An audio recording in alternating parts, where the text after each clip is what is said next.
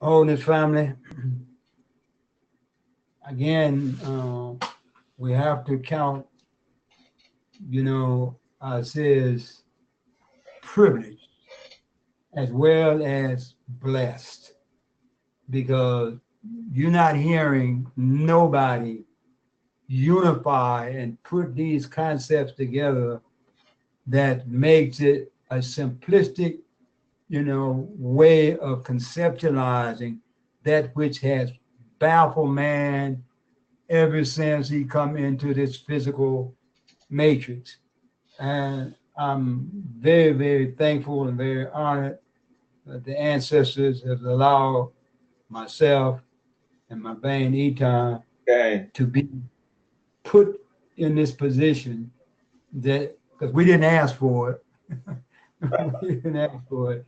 And to give us the insight that we would be able to share these things to us at such a time in history. So with that, now again, now you see, he then went on and laid out an intro, and you got to see now, this is a measuring rod. Now you see that if things does not connect up, you can see why it becomes so difficult to understand.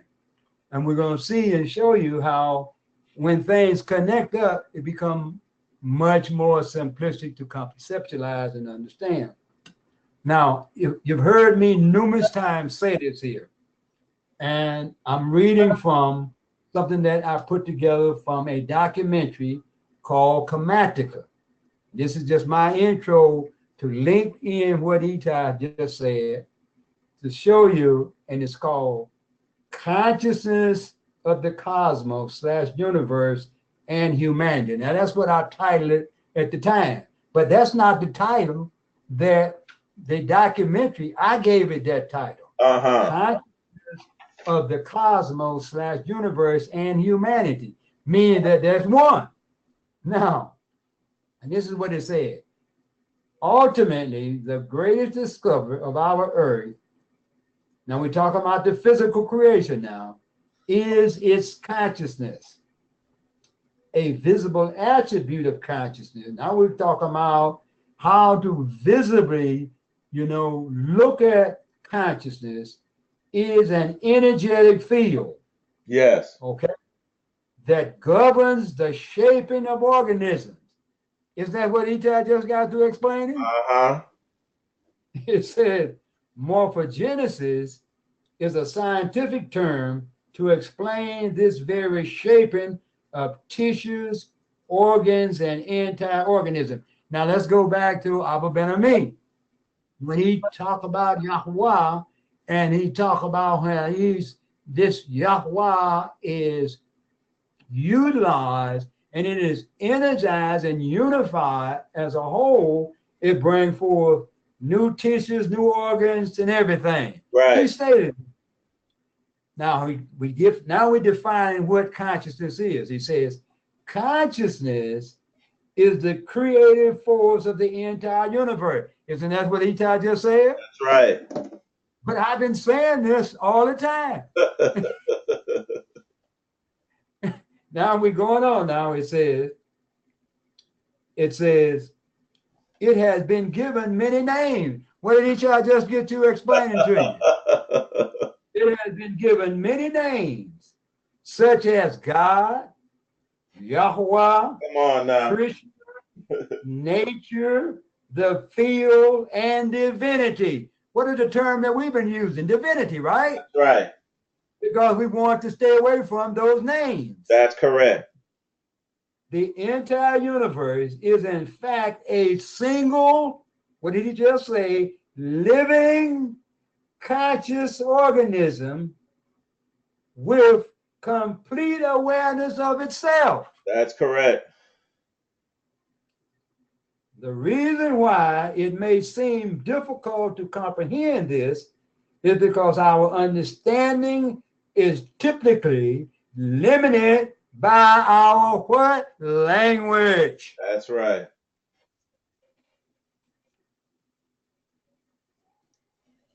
When we hear the term conscious organism, we tend to anthropomorphize it. And that's what Eitai just said. Right. It gives its definition by giving it what? Human qualities. We mistakenly look past what an organism truly is in the first place.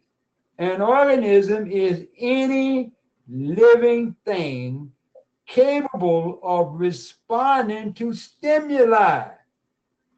Nasik. Production, growth, and development, and the maintenance of homeostasis as a stable whole. I stop right there. That's right. So again, I really want us to appreciate what we have been given and to utilize it outside of this quote unquote mind thing that they've given us. As we continue on, I'm going to get back to where we were yesterday. We stopped off yesterday talking about creative process of how things move, from rest into movement and created the form, light, waves, etc., etc. We end up there. And what we're going to pick up right along the same lines where in the scriptures it said the term ruach, 7306. So the concept of ruach, 7306, of all mankind is in the hands of God/consciousness. Now, we're using this God because this is how, they did this in the writing. I'm quoting something from Jeff Benner, not Jeff Benner, the Hebrew Greek Old Testament study Bible lexicon. That's where I'm coming from. And this is what he goes on to say. It was bestowed by a special creation act of God. Genesis 2:7, Genesis 1:24. Man's inner being, and this is what they said, man's inner being reflects the image of God. Genesis 1:26. Eventually, Ruach came to mean the entire immaterial consciousness. Now, it didn't come to mean that. It always meant that. Right. They said it came to mean the entire immaterial consciousness of man. It was always there. That's correct. It says Psalms 32:2, Proverbs 16:32. And this is taken from the lexical aid to the Old Testament Hebrew Greek Key Study Bible. So we're talking about this consciousness now, and we're moving now into the Exodus, the 20th chapter, verses 2 through 4, because we want to show now how things then move from rest into motion and brought forth the substance. Quote, it says, verse 2, I am the Lord thy God, which have brought thee out of the land of Egypt, out of the house of bondage. Now, we just went through, you understand, that this was not a name, it has become a name. You follow me? But we're talking about consciousness. Now, let's look at it and see, let's verify and let's make it self-evident. Did you come into a consciousness or awareness that you wanted to leave, quote unquote, one place and move to another? Or did some God up in the heavens, you understand, come down and whisper in your ear? Or was it consciousness that told you to do that? Self-evidence now, so that we can understand. Verse 3. Thou shalt have no other gods before me. Now keep in mind, we're talking about consciousness now, Because if you make anything else a God and you worship anything else other than the consciousness within yourself, now you already know what you've done. Okay? I don't have to tell you. Verse 4 tells you what you've done. Thou shalt not make unto thee any graven images or any likeness of anything that is in the heavens above, or that is in the earth beneath, or that is in the water underneath the earth. Exodus 22:4. Whenever we closely peruse the book of Exodus within the narrative concerning form, image, and likeness, there are some pointed instructions we must review in respect to idolatry. Whenever we create a form, an image in the false mind matrix of reality, There you go. which is dualism, we become idol worshippers. We, be it abstract or concrete. This is according to the narrative of the Ten Commandments, Exodus 20th chapter, verses 2, 3, and 4. Now, so when we go back now and think about this, it says dualism, you then become a worshiper, be it abstract or concrete. Because if you think anything and thought is consciousness, then you are what? Actually bringing forth within your consciousness some form. So if we're talking about thinking in a dualistic way, we are actually bringing forth, and we can see now how this mind becomes a very, very, very critical thing that we're going to have to deal with. Now, see. Now, go ahead, Eitai. When we simply stated, when we think that the many forms are outside of ourselves and separate and apart from ourselves as consciousness, that's idolatry. That's idolatry. Simply stated. Simply stated, that's idolatry. Yeah. So you won't have to really move out of this realm of lower level consciousness of duality into a higher realm of wholeness. Other than that, we stay within these parameters that is not going to be beneficial for us. We're moving now to Ecclesiastes 12 chapter 8 through 14.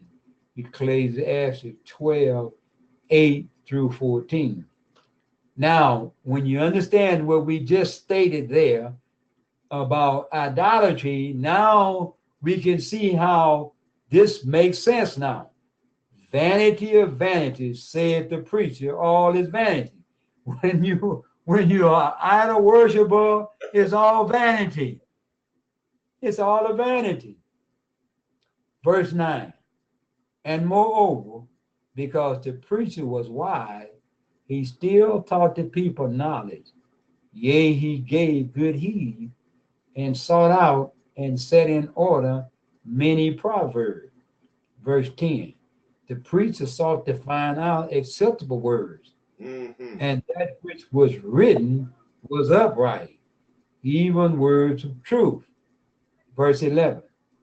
The words of the wise are like goads and nails fastened by the masters of assemblies, which are given from one shepherd.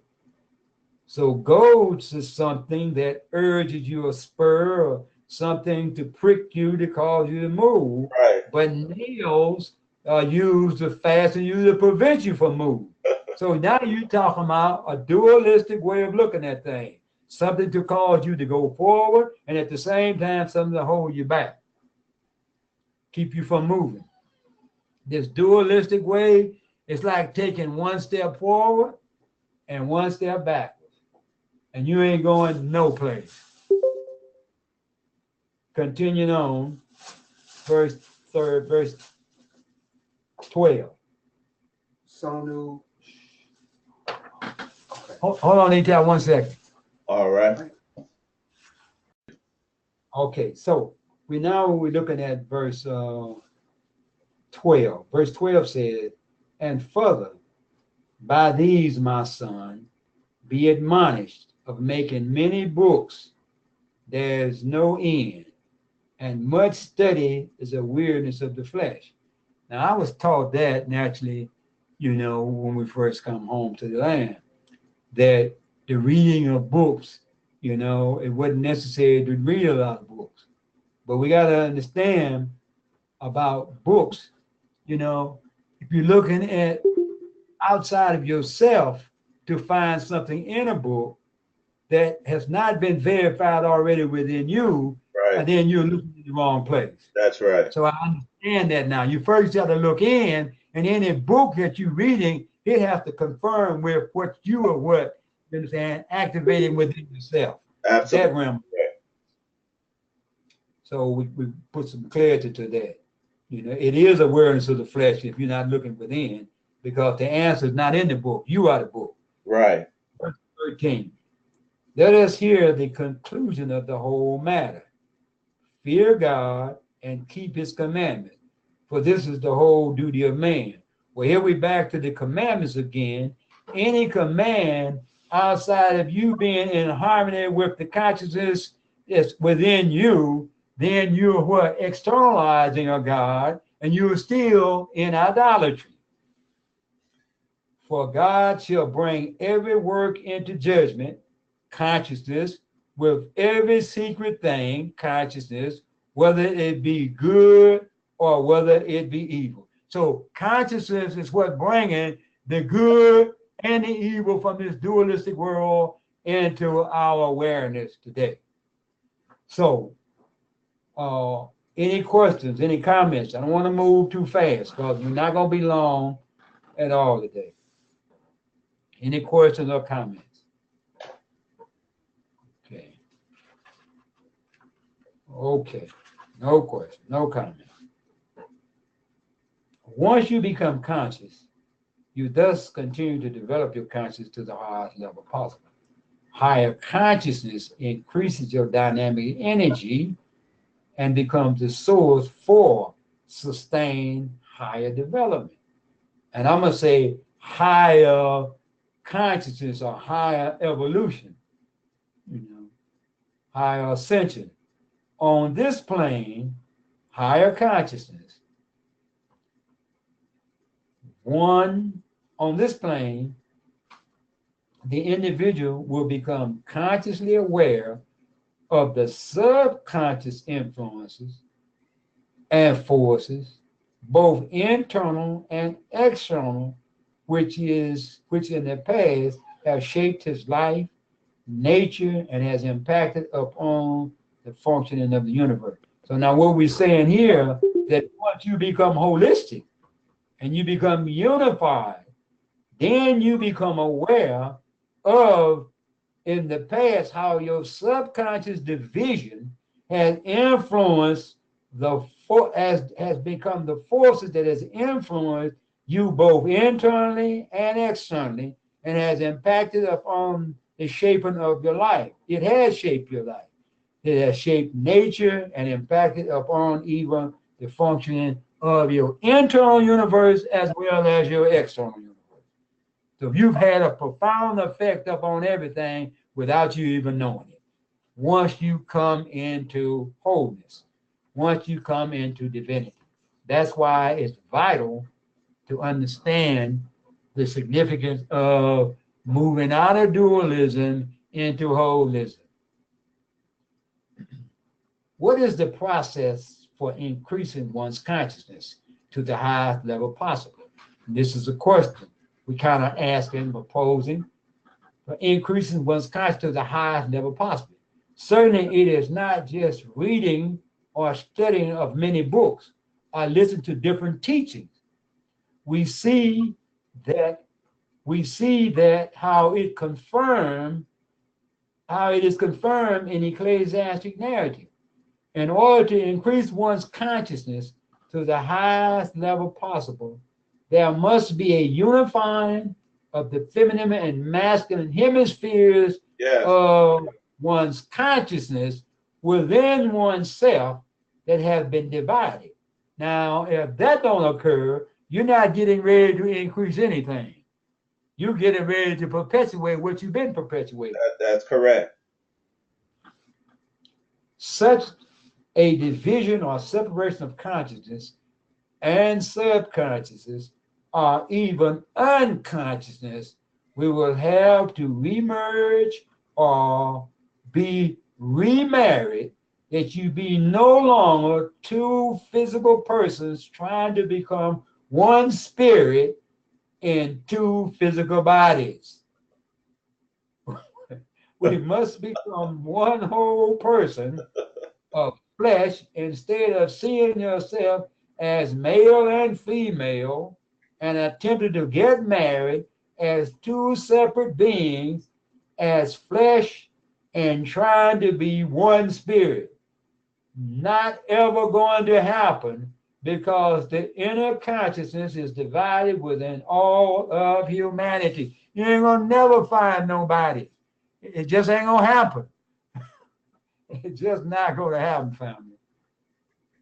So remember now, we just try to simplify and try to make these things applicable to what we would call the practical elements within our physicality, trying to understand things on a higher realm. So we are trying to make things practical.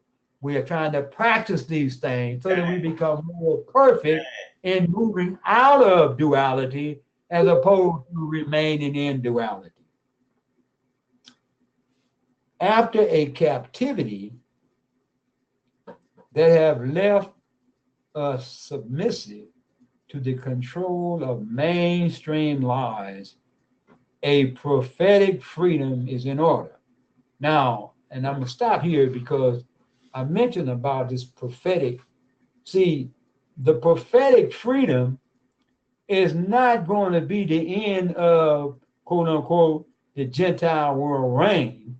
What it's going to be the end of dualism. Now you become free, from this dualistic way of thinking, and giving us a prophetic time cycle that, as Amaya was mentioned yesterday, is either horizontal or vertical. Right. And now when you move out of the horizontal and vertical into the symmetrical, into the cyclical cycle, now you talk about no beginning and no ending.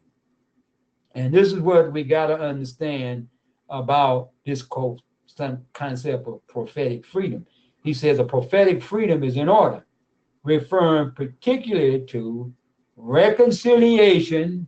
Now that's what? The remarrying of those hemispheres, left and right, masculine and feminine, disavowal of any, he says sin, I'm saying any dualism, certainly is the beginning of a new platform, which is a new plan for the Adamic family or for the human family.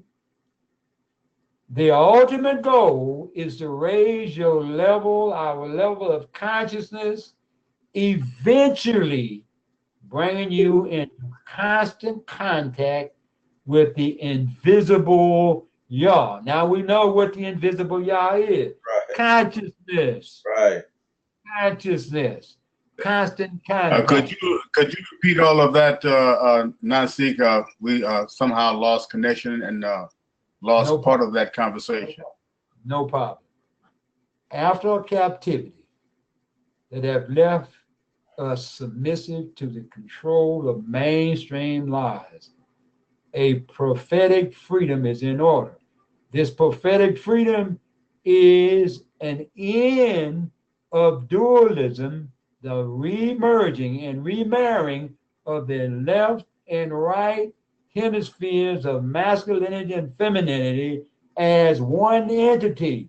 That ends the quote unquote prophetic, condition that was supposed to end with the end of the reign of the Gentile. The end of their reign is the end of dualism. That's correct. Okay? Referring particularly to reconciliation, which is the remarrying you know, those hemispheres. Disavowal of dualism, and he said disavowal of sin, certainly is the beginning of a new platform, which is a new plan for the Adamic family.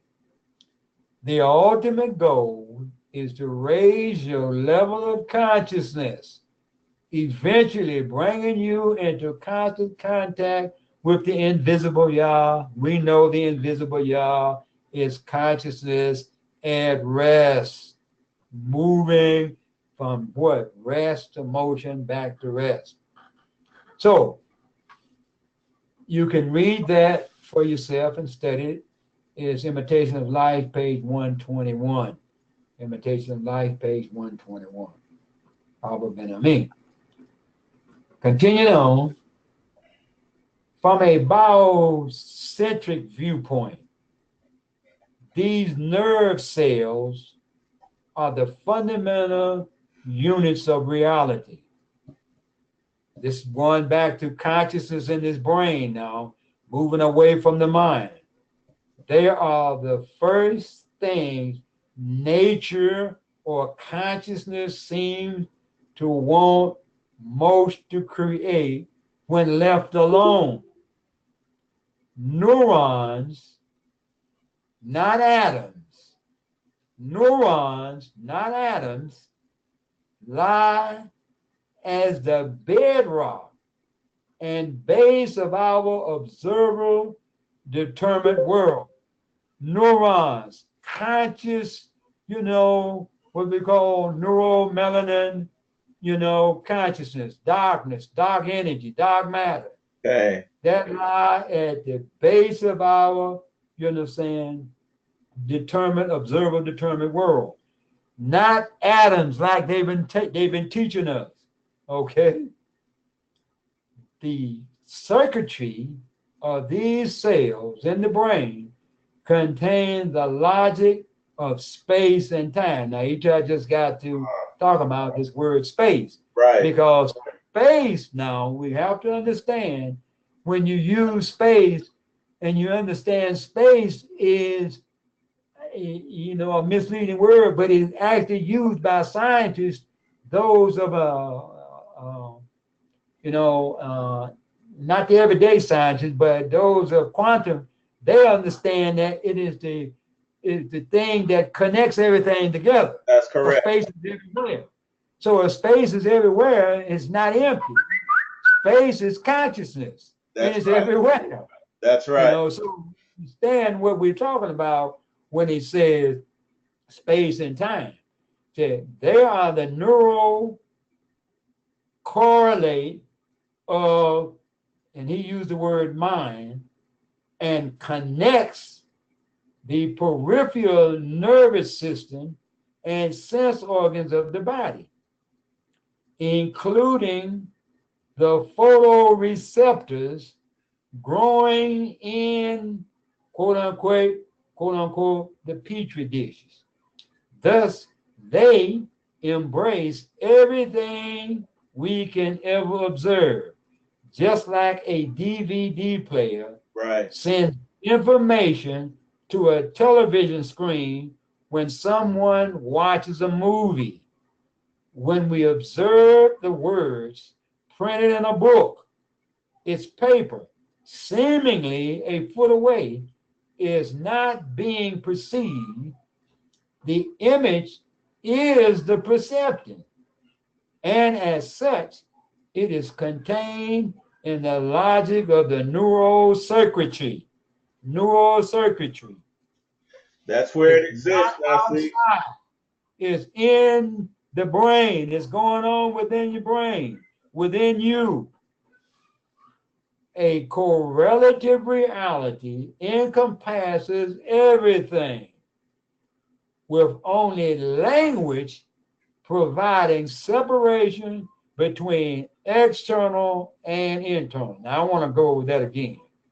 A correlative reality encompassing everything, this neural circuitry, with only language providing separation between external and internal, between there and here.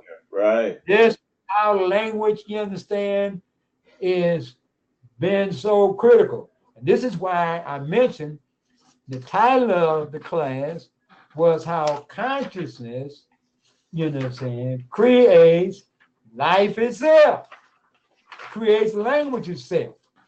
So that we can understand that if we don't understand what we are being given, we will continue to fall victim of this language that has been put since we fell into dualism, will continue to guide us further and further away from what the ancestors wanted us to understand.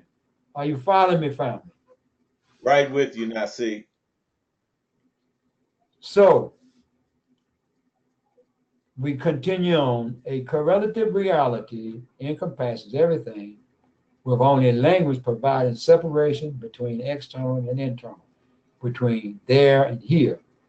Is this matrix of neurons and atoms fashioned in an energy field of mind? Yes, that's what did happen. The energy field of the mind has caused us to have a perception of things that continue to what? Lead us away from wholeness and greater into the depths of dualism. That's correct. The mind. Hear us now. Continuing on. This was from Biocentrism by Brother Robert Lanza, MD, page 149. Biocentrism, Robert Lanza, MD, page 149. Continuing on. The evolution of this work, which began in 1965, was fostered by developments in numerous scientific fields, but a few of them were of special importance. Clinical research on the physiology of human organisms resulted in development in the 1970s of the science of kinesiology. Kinesiology exposed for the first time the intimate connection between, now he says mind and body. We're talking about consciousness and body, revealing that the mind, consciousness, thinks with the body itself. Therefore, it provides an avenue for the subtle mechanism behind the disease processes. During the era preceding these revelations, linear science had grown progressively divorced from concern with the basis of life itself. All life processes are, in fact, non-linear. Non-linear, not straight lines. That's right. Now read that again. During the era preceding these revelations, linear science had grown progressively divorced, separated, divided from concern with the basis of life itself. All life processes are, in fact, non-linear. This isolation was also characteristic of medicine, which, when presented with the amazing discoveries of kinesiology, merely ignored the information because it had no context, no paradigm of reality with which to comprehend it. Now, let's stop there and consider. When these things that we are talking about now in this new territory, without any context, any, you understand, former knowledge, former history, former experience, it's going to be difficult for you to grasp these paradigms that we're talking about, this new paradigm of reality. Because why? It is now taking you beyond, quote unquote, what you've been using as the mind to intellectualize that which you thought was real, but it was just a fallacy. It was just a fallacy. Now we're talking about not just what? Intellectualizing something. We're talking about knowing something. As Eitai used the word, becoming evident, self-evident now. Right. This is where we are now, family. This is where we are. Continuing on, medicine has forgotten that it was an art and that science was merely a tool of that art. Regardless of what branch of inquiry one starts from, philosophy, political theory, theology, all avenues of investigation eventually converge at a common meeting point, the quest for an understanding of the nature of consciousness. Right. But all of the major enterprises in human knowledge discussed above, even kinesiology and nonlinear dynamics, ceased at this last great barrier of human consciousness itself. Everything has stopped right there, because even if they knew that consciousness was the source, science could not bring that out, because that would be the end of scientific theory as they have what created. That's correct. The whole parts of their worldview would have come to a collapsing end. That's right. So they can't acknowledge that it's consciousness. But now, and I want us to really remember this, family, because what happens is when we use the word consciousness, previously we said consciousness was just merely being aware. Well, that meant then that we were not aware of a lot of things because we couldn't have been conscious. Right. So now we got to go back and see that consciousness is really the creative force, and of course that's going to be controversial, family. That's going to be controversial because I've already had it to happen to me. And again, I have to keep saying it. This is why I'm on the sideline, That's why you want to be a teacher. Right.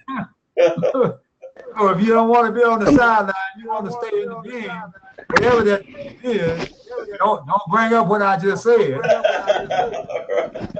Nasik, I'm so glad you're on the sideline.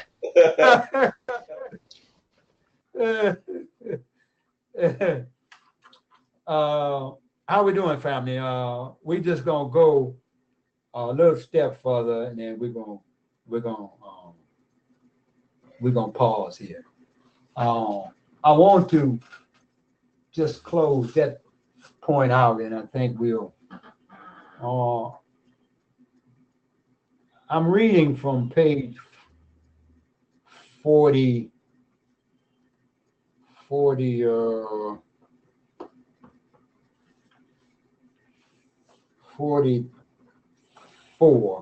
page 44, bottom of 43 and 44, in Power versus Force, my book. This is the blue one. This is in the chapter Critical Advantage in Knowledge. Critical advances in knowledge. I want to close this out. We've closed out with the point of how everything halted at the great barrier of human knowledge, the investigation of nature, the nature of consciousness itself.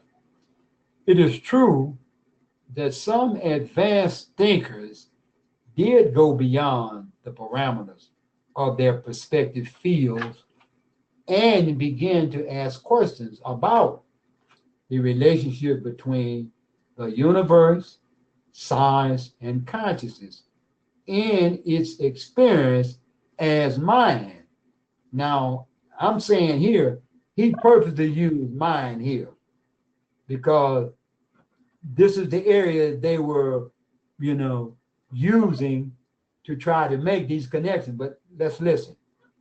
We'll refer to their theories and their impact on the advance of human understanding as we proceed.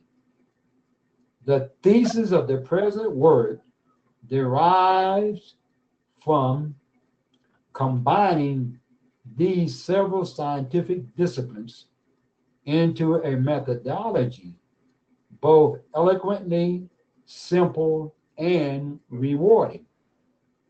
We have thereby found that consciousness, thereby found that consciousness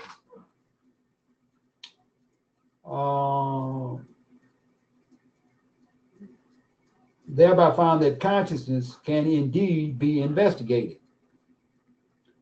Although no roadmap for such a study have thus far been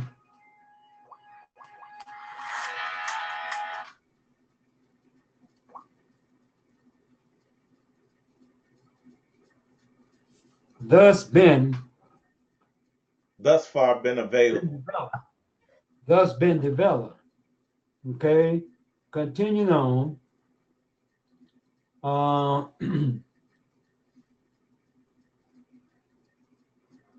Okay, where am I at here? Research into the subject has produced its own design.